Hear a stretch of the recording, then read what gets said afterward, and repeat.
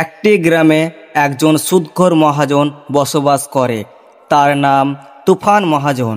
তার কাজ গরিব মানুষদেরকে অতিরিক্ত সুদে টাকা দিয়ে তাদের কাছ থেকে সুদ খাওয়া। একদিন সুদখোর তুফান মহাজন তার বাড়িতে বসে তার চালাগুলোকে দিয়ে হাত পা টেপাচ্ছে।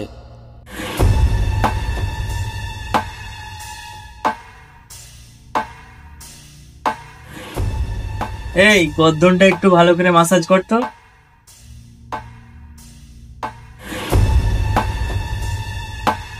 বাবু বাবু বাবু ইরে, হঠাৎ তোর এই বাড়িতে কি খবর?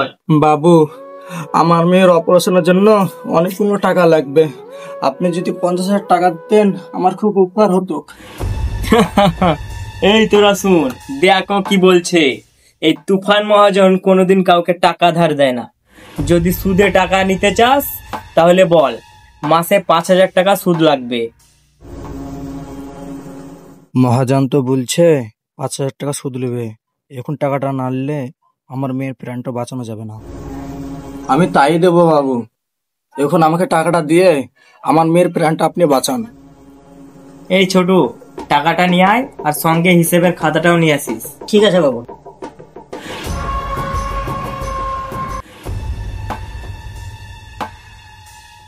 এলেন বাবু।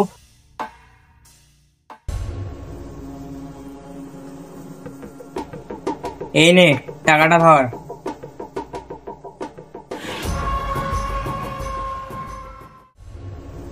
আর একটা কথা মাথায় রাখ, মাসের শেষে ঠিক সময় যেন বাড়িতে সুদের টাকাটা পৌঁছে যায়। ঠিক আছে বাবু। আর না হলে তুই তো ভালো করে জানিস এই তুফান মহাজন কি করে টাকা আদায় করে। আপনি আমাকে টাকাটা দিয়ে উপকার করলেন। ঠিক আছে, তুই যা।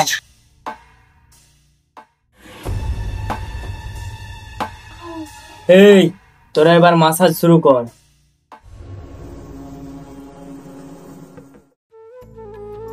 এরপর সাবির মিয়াও মহাজনের বাড়িতে টাকার জন্য যায়।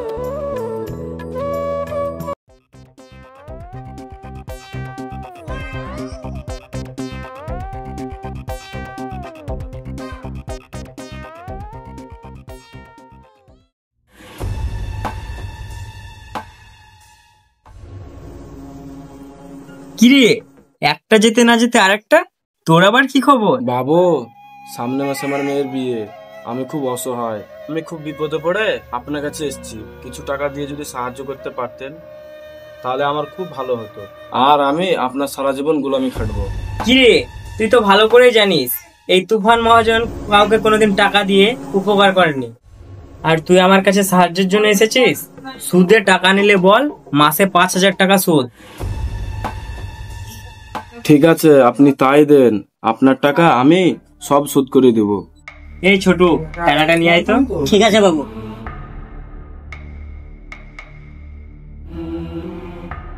এলেন বাবু। এই নে টাকা। আর শোন সাবির মিয়া, একটা কথা মাথায় রাখবি, মাসের শেষে সুদের টাকাটা যেন ঠিক সময় বাড়ি পৌঁছে যায়। আর তুই তো ভালো করে জানিস এই তুফান মহাজন কি করে টাকা আদায় করে। বাবু, ও নিয়ে আপনি কোনো টেনশন করবেন না, আপনার টাকা ঠিক সময় পৌঁছে যাবে। ঠিক আছে, তুই এখন যা।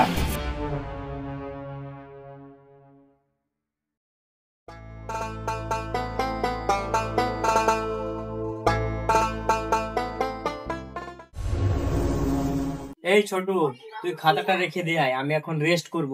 ঠিক আছে বাবু।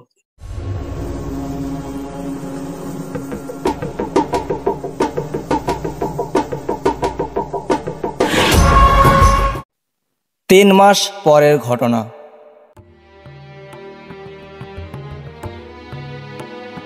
কিরে ছোট, এদের দুজনকে যে টাকাগুলো দিলাম, তো এদের তো দেখছি 3 মাসের সুদ বাকি আছে, তো এখনো টাকাগুলো দেয়নি। এদের তো এবার আমাদেরকে একটা কিছু করতে হবে। এই চল ছোট, আজকে ওদের বাড়ি গিয়ে সুদের টাকাগুলো নিয়ে আসবো।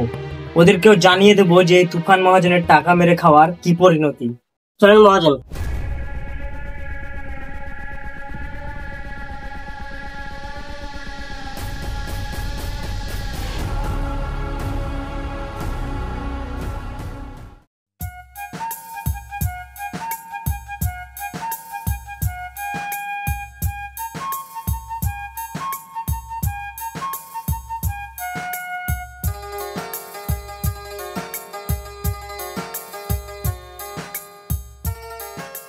কিরে, খুব তো লুকিয়ে লুকিয়ে বেড়াচ্ছি, টাকাটা কবে দিবি?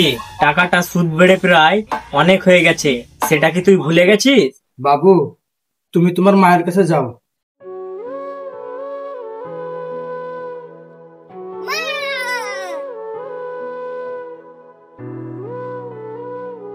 বাবু, আমাকে আর কিছুটা দিন সময় দিন, আপনার টাকা আমি শোধ করে দেবো। জমিতে ধান লাগিয়েছিলাম, ফলন বেশি হয়নি, তার জন্য আপনার টাকাটা দিতে পারিনি। তোকে আর আমি 1 সেকেন্ডও টাইম দিতে পারবো না। এই টাকু, ঘরে তালা মার।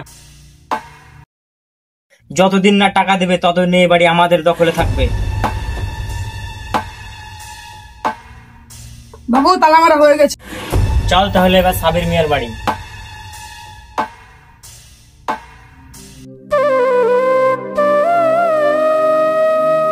বাবা, আমাদের সব শেষ, আল্লাহ আমার বিচার করবে।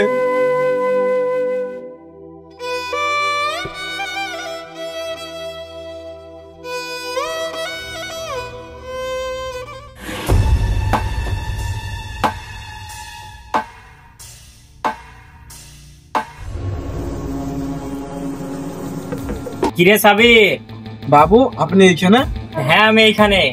মনে হয় না তুই আর আমার সুদের টাকাটা দিতে পারবি। বাবু, আমার কথাটা শুনো। তোর আর আমি কোনো কথাই শুনতে চাই না। এই ছোটু, যা গিয়ে ওর ছাগলটা তুলে নিয়ে আয়। ঠিক আছে মহাজন।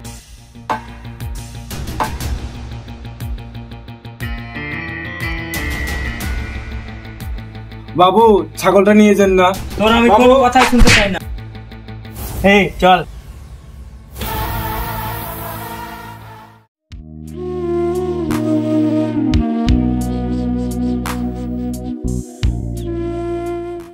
তিন বছর পর।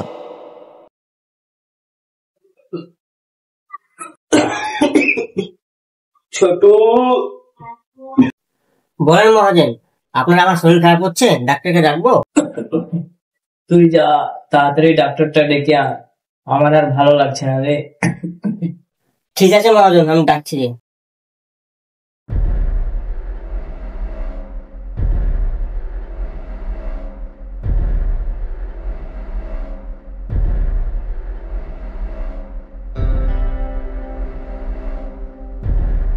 কই আপনার রিপোর্টটা দেখি, আপনি যেটা টেস্ট করেছিলেন। ছোট, রিপোর্টটা নিয়ে আয়। ডাক্তার বাবু, আপনি এখানে বসে। এলেন ডাক্তারবাবু।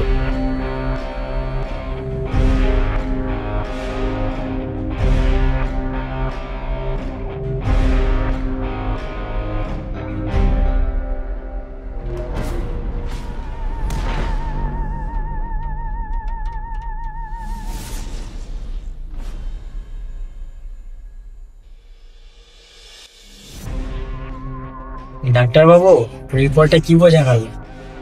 আপনার রিপোর্ট দেখে যা বুঝলাম, আপনার দুটো কিডনি আর লিভার নষ্ট হয়ে গেছে। আপনি আর মাত্র 1 মাস বাঁচবেন। ডাক্তার বাবু, আপনি আমাকে বাঁচান, যত টাকা লাগবে আমি আপনাকে দেব। সরি, আপনি আমাকে এই মুহূর্তে 1 কোটি টাকা দিলেও আপনাকে বাঁচানো সম্ভব নয়। আমি এখন আসছি। 3 মাস পরের ঘটনা। এতদিন ধরে আমি কতই না গরিব মানুষের উপর অত্যাচার করেছি, তাদের কাছ থেকে জোরপূর্বক সুদের টাকা আদায় করেছি, তাদের ঘর বাড়ি দখল করে নিয়েছি, তাদের রক্ত চুষে টাকার পাহাড় তৈরি করেছি। আজ আমার এত টাকা থাকা সত্ত্বেও নিজের জীবনটা আজ বাঁচাতে পারছি না। আল্লাহ যদি জীবনে আমাকে আর একটি সুযোগ দিত, তাহলে আমি আমার সব সম্পত্তি বিক্রি করে গরিব মানুষকে বিলিয়ে দিতাম, সৎ পথে থেকে অসহায় মানুষের সেবা করতাম।